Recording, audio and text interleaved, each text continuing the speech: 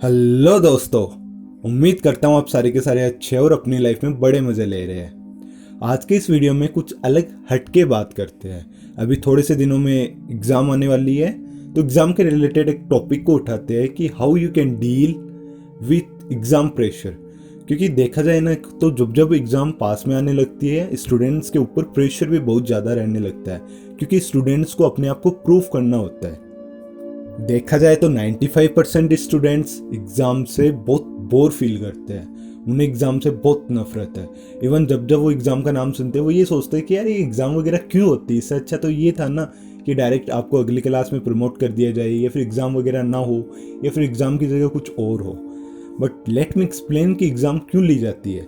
देखा जाए तो आप ओवरऑल 1 ईयर में, या फिर जितना आपका टाइम ऑफ पीरियड होता है जिसमें आपकी स्टडी कंप्लीट करवाई जाती है, उनके फिर से रिवीजन और आपके एक इंटेलेक्चुअल पावर को चेक करने के लिए एग्ज़ाम कंडक्ट करवाई जाती है।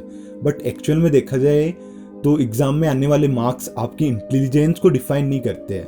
आपकी इंटेलिजेंस को डिफाइन करती है कि आप कितने ज़्यादा प्रैक्टिकल हो, कितना आपका प्रेजेंस ऑफ माइंड है, कितना अच्छा आपका सेंस ऑफ ह्यूमर है, और कितने अच्छे से आप किसी भी सिचुएशन में रिएक्ट कर सकते हो। बट स्टूडेंट्स पे एग्ज़ाम का एक अलग ही प्रेशर रहता है। देखा जाए तो जब जब एग्ज़ाम होती है, चाहे वो कॉलेज के एग्ज़ाम हो, स्कूल की एग्ज़ाम हो, या फिर कोई भी कंपटीशन एग्ज़ाम क्यों ना हो, जब जब एग्ज़ाम नियर आती रहती है, जो स्टूडेंट्स होते हैं, फिर जो उस क्राइटेरिया के लिए प्रिपेयर कर रहे होते हैं, उनकी टेंशन, उनकी एंजाइटी और उनका प्रेशर वो धीरे धीरे बढ़ता रहता है, धीरे धीरे इंक्रीज होता रहता है। जैसे जैसे एग्ज़ाम नज़दीक आती है, वो थोड़ा एकदम से ऐसे लो फील करने लग जाते हैं। तो आपको उस सिचुएशन से डील कैसे करनी है। मैं Praveen Sharma, unique self talk का क्रिएटर, आज के इस वीडियो में स्टूडेंट्स को इस बात के लिए गाइड करूंगा that how they can deal with the exam pressure. और ये वीडियो मैं स्पेशली डेडिकेट करता हूँ स्कूल स्टूडेंट्स को, क्योंकि ये वीडियो उनके लिए बहुत हेल्प करेगा। सबसे पहले मैं अभिभावकों से रिक्वेस्ट करता हूँ कि आप अपने बच्चों पे एग्ज़ाम के लिए अननेसेसरी प्रेशर ना दीजिए। बिकॉज किसी भी कॉलेज की कोई भी डिग्री या फिर किसी भी स्कूल की कोई भी मार्कशीट आपके बच्चे का फ्यूचर डिसाइड नहीं कर सकती है। मार्क्स से किसी भी बच्चे को जज मत कीजिएगा, क्योंकि हो सकता है कि एग्ज़ाम के दौरान कोई बच्चा अच्छे से परफॉर्म नहीं कर पाया हो, या फिर अंडर प्रेशर वो अच्छे से वर्क नहीं कर पाया हो, या फिर हो सकता है हेल्थ के रिलेटेड उसमें कोई ना कोई हेल्थ इश्यू रह गया हो और वो बच्चा अपनी एग्ज़ाम में अच्छे से मार्क्स नहीं लेकर के आया हो। तो मार्क्स से किसी भी स्टूडेंट को जज करना मेरे ख्याल से राइट नहीं है।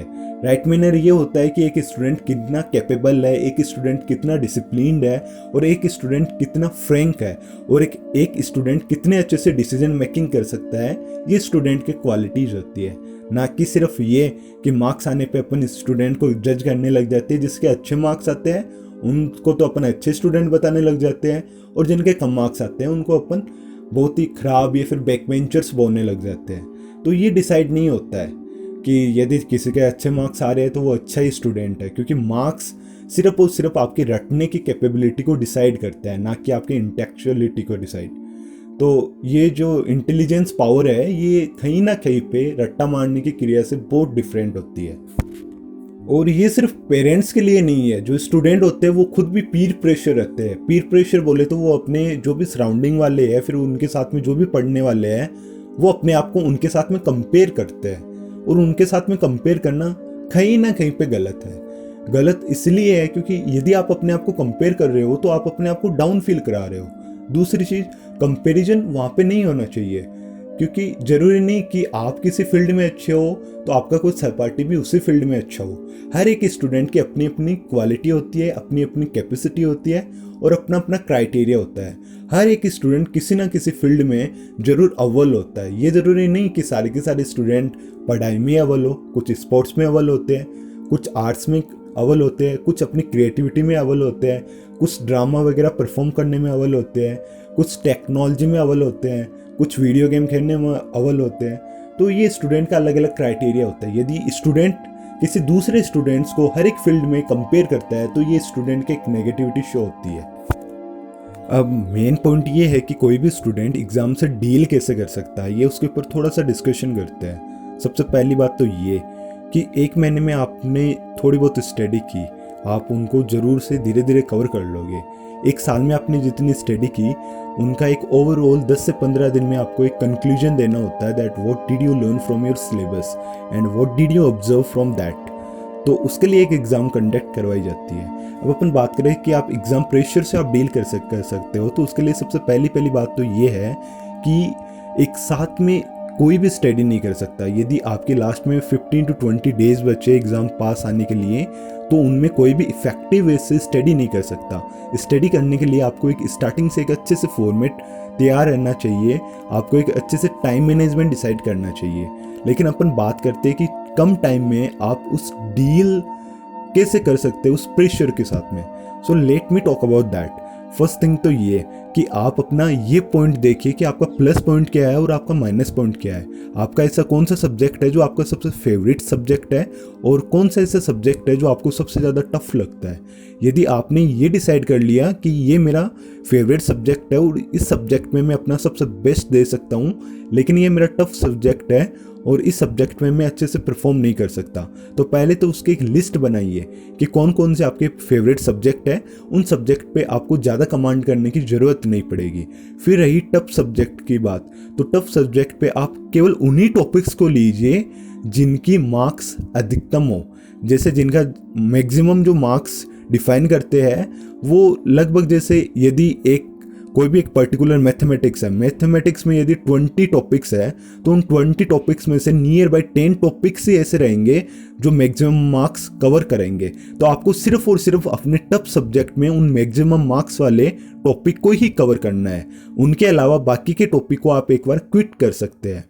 दूसरी चीज़, ये सबसे बेस्ट फॉर्मूला होता है कि आप पिछले साल के जो पेपर आए हैं आप उनकी अच्छे से स्टडी कीजिए, क्योंकि पिछले साल के जितने भी पेपर होते हैं, पीछे के 5-7 साल के जितने भी आप जिस स्टैंडर्ड में पढ़ते हैं उसी स्टैंडर्ड के आप पीछे के 5 से 7 साल के पेपर की स्टडी कीजिए।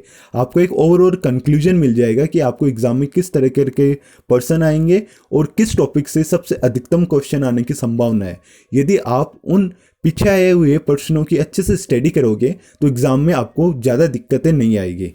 तीसरे अपन पॉइंट की बात करें तो वो ये है कि अपने टाइम टेबल के अकॉर्डिंग बुक्स को मैनेज कीजिए। लाइक यदि किसी सब्जेक्ट के पहले 2 या फिर 3 दिन की आपको लीव मिल रही है तो एग्ज़ाम के पहले उसको ज़्यादा स्टडी करने की ज़रूरत नहीं है, क्योंकि आपको 2-3 दिन की लीव मिल जाएगी और उस 2-3 दिन में आप कुछ एक टॉपिक अच्छे से कवर कर पाओगे। तो स्टार्टिंग में कुछ उन्हीं चीज़ों पे ज़्यादा फोकस कीजिए जो आपकी नियर बाई एग्ज़ाम्स है, और नियर बाई एग्ज़ाम में आपकी यदि फेवरेट एग्ज़ाम है तो उस पर आपको ज़्यादा कॉन्सेंट्रेट करने की ज़रूरत नहीं है। लेकिन जो टफ सब्जेक्ट है या फिर आपकी जो भी टफ टॉपिक है उन टॉपिक्स को आप अलग से लिस्ट बना लीजिए और उन टॉपिक की 1 by 1 स्टडी करते रहिए। एग्ज़ाम प्रेशर के बीच में डिस्ट्रक्शन होना बहुत कंपलसरी है, क्योंकि डिस्ट्रक्शन नहीं होगा तो आप उस प्रेशर से डील नहीं कर पाओगे। डिस्ट्रक्शन के लिए आप अपना मैनेजमेंट एकदम से अच्छे से रखिए। आपका जो भी टाइम मैनेजमेंट है आप उसको अच्छे से रखिए। यदि आप अपने एंटरटेनमेंट को टाइम देते हैं तो एंटरटेनमेंट को थोड़ा सा टाइम कम दे दीजिए, लेकिन एंटरटेनमेंट को टाइम ज़रूर दीजिए। बहुत सारे स्टूडेंट ये मिस्टेक कर देते हैं कि एग्ज़ाम के नियर बाई डेज में वो एंटरटेनमेंट एकदम से क्विट कर देते हैं। एंटरटेनमेंट को क्विट नहीं करना होता, क्योंकि एंटरटेनमेंट आपको एक रिफ्रेशमेंट देता है और वो फ्रेशमेंट आपके पास में आना बहुत कंपलसरी होता है, क्योंकि जब तक आपका माइंड वापस से फ्रेश होकर के वर्क नहीं करेगा तब तक वो इफ़ेक्टिव रूप में किसी भी चीज़ को लर्निंग के सेंस में इम्प्रूव नहीं कर सकता।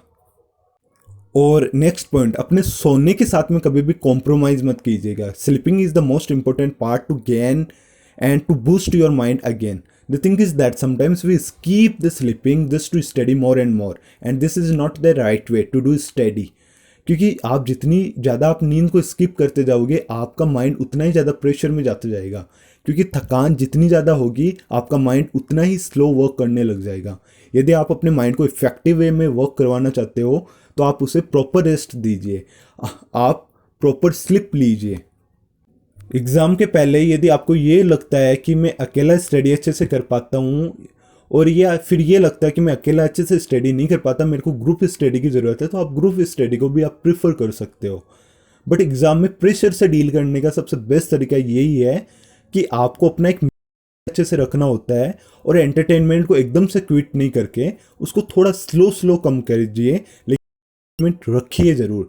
तीसरा, अपनी स्लीपिंग के साथ में कभी भी कॉम्प्रोमाइज़ मत कीजिए, हेल्थ कॉन्शियस रहिए और एक इफ़ेक्टिव रूप से किसी भी पर्सन को रटने के बजाय उसको समझने की ट्राई कीजिए। और जब आप एग्ज़ाम में बैठे हो तो किसी भी क्वेश्चन का आंसर करने से पहले उसको अच्छे से समझिए कि वो क्वेश्चन आपसे पूछ क्या रहा है और वो क्वेश्चन आपको क्या बोल रहा है कि आपको उसका आंसर में क्या लिखना है। यदि आपने इन चीज़ों को अच्छे से नोट कर लिया तो आई एम डेम श्योर कि आप एग्ज़ाम प्रेशर से अच्छे से डील कर पाओगे। इसी के साथ मैं आपसे विदा लेता हूँ।